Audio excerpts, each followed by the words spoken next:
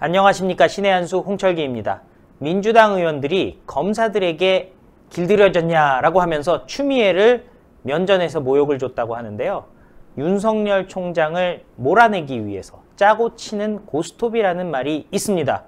그럼에도 불구하고 윤석열 총장은 문재인 정권의 핵심 중에 핵심, 임종석에 대해서는 기소에 성공할 것이라고는 예상이 나오고 있습니다. 석동현 변호사께서 나와 있습니다. 안녕하십니까? 안녕하십니까? 예, 임종석은 어쨌든 기소한다.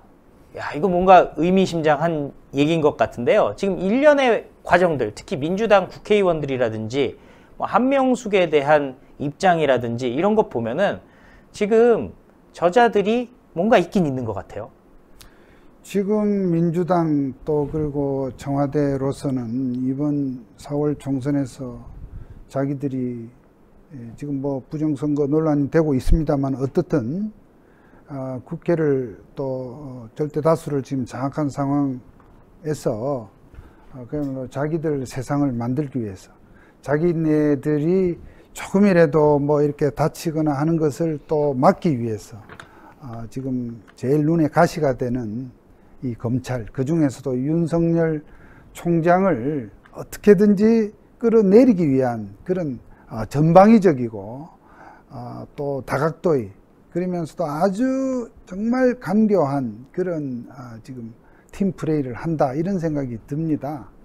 그러니까 어제 국회에서도 정말 현재 지금 문제가 되고 있는 한명숙 전 총리에 대한, 정확히는 한명숙 전 총리의 뇌물 사건의 그 수사에 관한 그런 감찰 지시와 관련해서 지금 어제 논란이 있었잖아요.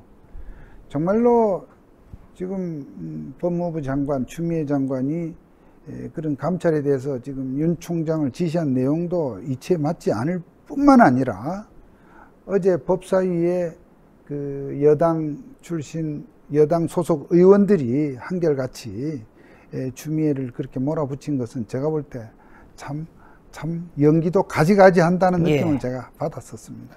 예, 그런데 그럼에도 불구하고 검찰총장이 대검 감찰부가 아니라 서울지검 인권감독관에게 진정조사를 지시한 이유는 뭔가요? 지금 문제가 되고 있는 것이 이제 한명숙 전 총리의 사건을 처음에는 지금 여당 일각에서는 뭐 재심을 해야 된다, 자기네들이 정말 정치적 득세의 그 힘을 믿고 무슨 사법 재판도 정치적인 힘으로 밀어붙이면 다 되는 줄로 그렇게 정말 참 오만하고 방자하게 그렇게 착각을 한 나머지 재심을 거론하다가 정말 이게 법원의 재심 대상도 아닐 뿐만 아니라 재심해봐야 아무런 지금 그 상황을 바꿀 수 있는 상황이 아니라는 걸 안 거죠. 네. 그런 상황에서 지금 검찰의 어떤 수사 과정에서 혹시 어떤 트집 잡을 게 없나, 지금 그렇게 보는 것이 바로 한명숙 총리의 뇌물 사건을 수사했던 검사들에 대한 감찰 문제지 않습니까? 한명숙 그 전 총리에 대한 기소 시점이 2010년 7월입니다. 네. 그러면 지금부터 10년 전에, 진짜 10년 전이네요. 10년 전에 수사한 내용을 가지고 만약에 수사 과정에서 어떤 검사가 직무상 그 과오가 있었다고 합시다. 뭐 폭언을 했던 어떤 절차 위반을 했건, 그것이 어떤 하나의 징계 사유라고 하더라도 이미 징계 시효가 훨씬 지났지 않습니까? 그렇죠. 따라서 대검 감찰부라고 하는 것이 어떠한 탄원서나 기타 어떤 검사의 업무에 대한 그런 민원이 접수됐다 할지라도 조사를 해서 이미 징계를 할 시한이 지났다고 하면 그것은 감찰부가 어떻게 할 수가 없는 사안입니다. 일반 형사사건에서 공소시효가 다 도과되면, 진행이 돼서 끝이 나면 수사할 수 없는 것과 같은 맥락입니다. 네. 그런 점에서 윤석열 총장은 아마도 이게 뭐 총장이 혼자서 독단으로 이렇게 해라 저렇게 해라 하는 것이 아니라 그 대검찰청 내에도 이러한 그 민원 서류를 검토해서 이것을 어디에 배당하고 어떤 절차로 처리한다는 그러한 시스템적인 장치가 체계가 되어 있지 않겠습니까? 네. 그러니까 이것은 감찰부가 할 사안이 아니다. 네. 그런 점에서 물론 이것을 시한이 지났다고 묵살도 할 수 있겠지만, 그러나 또 이것이 사안인 만큼 서울 지방 각 그 지방 검찰청에는 인권 감독관이라 해서 부장 검사 한 분을 정해서 검찰의 그 수사 업무 또 형집행 업무 등 본연의 업무 수행과 관련해 가지고 소위 인권을 치면 지금 이 경우도 그러면 한명숙 전 총리의 수사 과정에서 무슨 폭언을 했거나 어떤 인신의 어떤 구속 과정에서 어떤 위법이 있었거나 이런 부분이라면 결국 피조사자인 한명숙의 인권에 관한 문제니까 그런 점에서 한번 살펴봐라. 그렇게 해서 잘못된 게 있다면 앞으로라도 검찰이 그런 부분에 대해서 좀 자체 시정도 하고 뭔가 우리가 타산지석으로 삼자 하는 뜻으로다가 인권감독관의 그 조사를 지시한 것만 해도 총장으로서는 굉장히 적절한 조치였다 이래 봅니다. 즉 네. 오래된 징계시효가 지난 사안이니까 그냥 소위 각하를 할 수도 있겠으나 그렇게까지 한 사항을 가지고 지금 시비를 거는 거죠 지금. 그런데 법무장관이 검찰총장에게 감찰 지시할 수 있나요? 그것도 말이 안 된다고 봅니다. 왜냐하면 이것이 어떤 일반적으로 우리 검찰의 그 업무와 관련해서 즉 검사들의 업무 전반에 걸쳐서 또 대다수 검사들을 대상으로 해서 어떤 우리가 인권 보호에 좀 신경을 좀 더 써달라라든지 이런 여론들이 많으니 우리 검찰이 국민의 검찰로서 이런 역할을 해다오 이런 일반적인 당부는 할 수 있겠습니다만 그 구체적인 사안의 처리에 대해서 검찰총장이 나름대로 어떤 조직의 운영 또 검사들의 어떤 업무 지시 감독 그 최정점에서 판단한 사항에 대해서 법무부 장관이 자기 지금 정치적 인사에 관한 사건이라 해서 말이죠. 이렇게 해라 저렇게 해라. 더구나 대검 감찰관은 법무부에서 임명을 했으니 내 사람이다 하는 그런 생각을 하는 네. 것 같아요. 그러니까 네 편, 내 편. 윤 총장과 윤 총장을 따르는 사람들은 내 편이 아니고 지금 대검 감찰부는 뭐 내 편이라고 생각하는 것 같아요. 네. 참 그야말로 대단히 참 이 어떤 검찰권, 감찰도 뭐 결국 검찰권의 일부라면 그러한 권한을 그야말로 어떤 사적인 전유물로 생각하는 네. 아주 지금 잘못된 그런 처사라고. 그 여당의 법사위원들이요 면전에서 추미애 법무장관의 모욕을 줬지 않습니까? 사실 어떻게 보면은 같은 당의 당대표까지 했던 사람인데 저렇게 모욕 줄 수도 있는 건가요?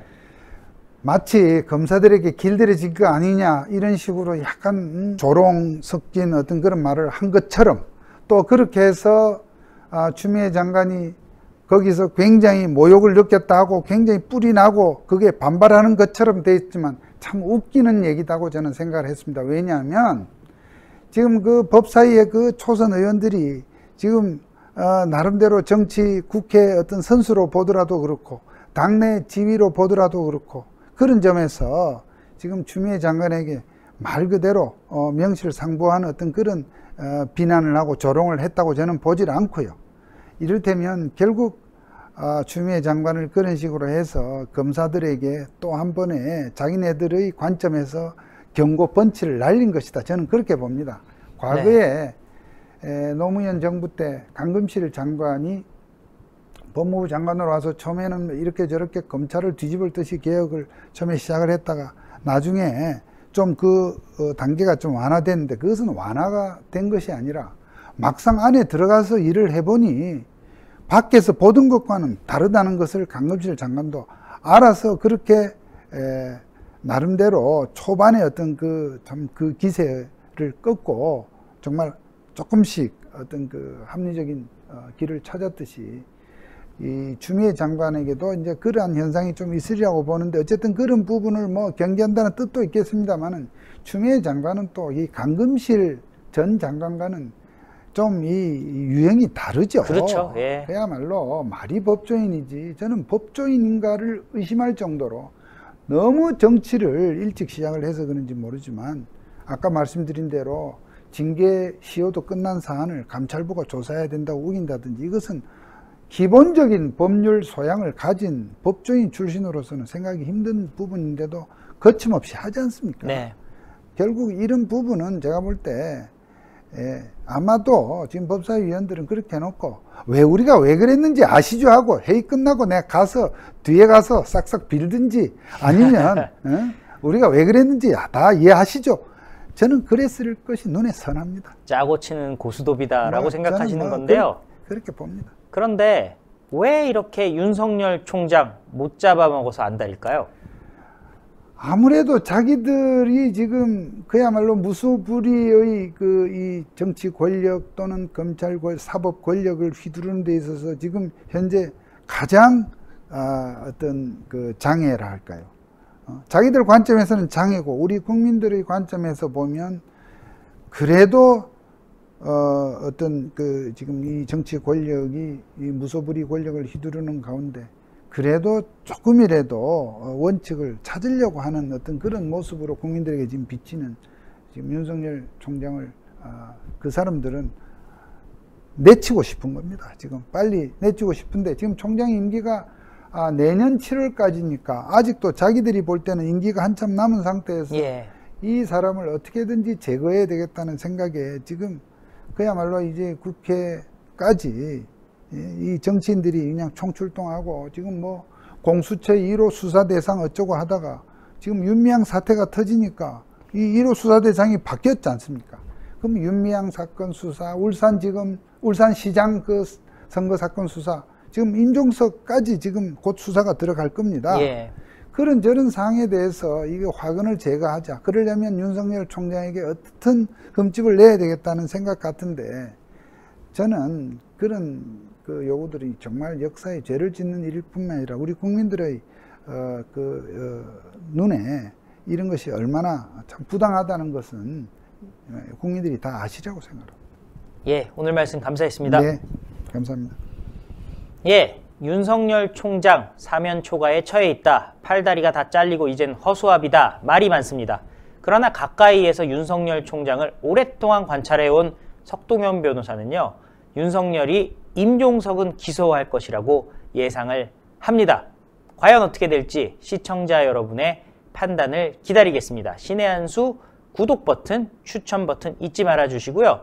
또 여러 영상 올라가고 있는데 저희가 최근에 정말 열심히 현장도 뛰고 녹화도 하고 하면서 여러분들께 진실된 방송하려고 노력하고 있으니까요. 보다 많은 시청 부탁드리겠습니다. 감사합니다. 감사합니다. 네, 감사합니다. 신의 한 수의 구독, 좋아요, 알림 방법입니다. 보실 영상을 눌러주세요. 아래의 구독 버튼을 눌러주세요. 그럼 종 모양이 나옵니다. 그 종 모양을 눌러주시면 신의 한 수의 새로운 영상들이 알림이 울립니다. 그리고 엄지척 좋아요 버튼을 눌러주세요.